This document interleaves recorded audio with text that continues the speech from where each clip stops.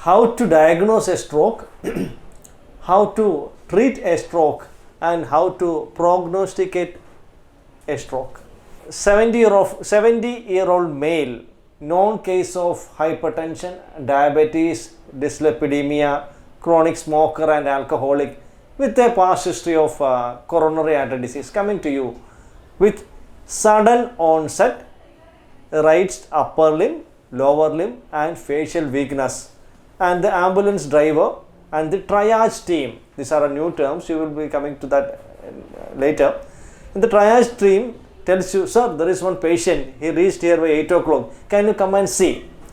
So you are going there and just examining the patient, you find that there is something called a facial weakness, arms and legs are weak, there is slurring of speech, the so-called FAST, F-A-S-T.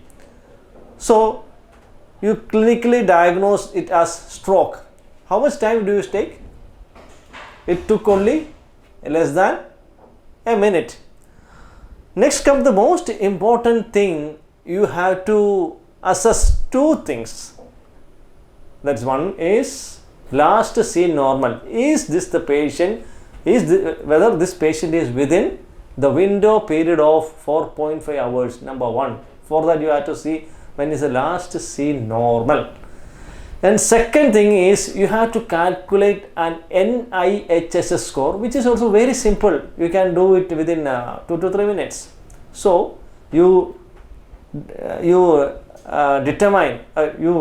diagnose a stroke within less than 1 or 2 minutes, and you calculated the last seen normal and also the NIHS score within another 2 to 3 minutes. So you are completely ready by less than 5 minutes. You are ready for what? You are now ready to call something called a code stroke. So when you are announcing that code stroke, the emergency team is already aware of this. You are a part of the emergency team. The radiology team, the neurology or stroke on-call team, the cath lab team, and neuro-intensive team, the pharmacy, everybody in the hospital is alerted that there is a stroke. So everybody will be alerted, and within 5 to 10 minutes the duty neurologist, mind you, the duty neurologist along with his junior doctors will come and see the patient. They will recheck your last seen normal. They will recheck your NIHS. Meanwhile, another most important person will come. That person is called a stroke nurse. That stroke nurse will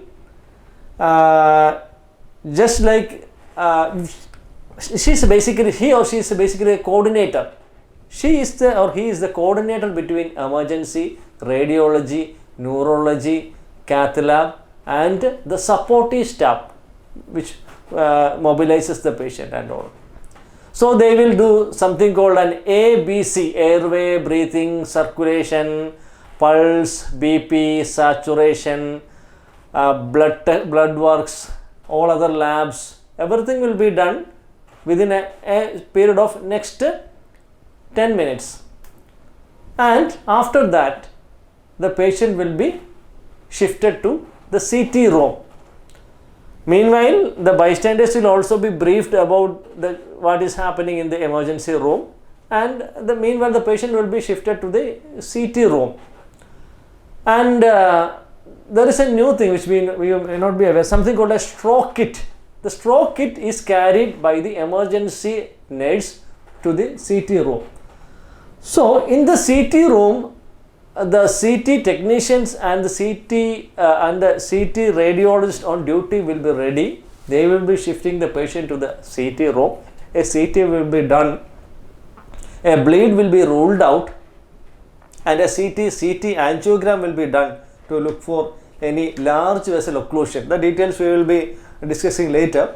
So if their CT is not showing any bleed and the CT angiogram is not showing any large vessel occlusion, then we will give, and provided the patient is within the window period, we will give a medicine called IV thrombolysis, intravenous thrombolysis with the recombinant tissue plasminogen activator. Okay, and if there is a large vessel occlusion either in the carotids, in the vertebral, in the basilar, or in the middle cerebral artery territory, then we will take this patient to the cath lab, which is already sensitized that such a patient is there, and they will take this patient for something called a mechanical thrombectomy, which will be done at the earliest. Usually we do it within 6 hours.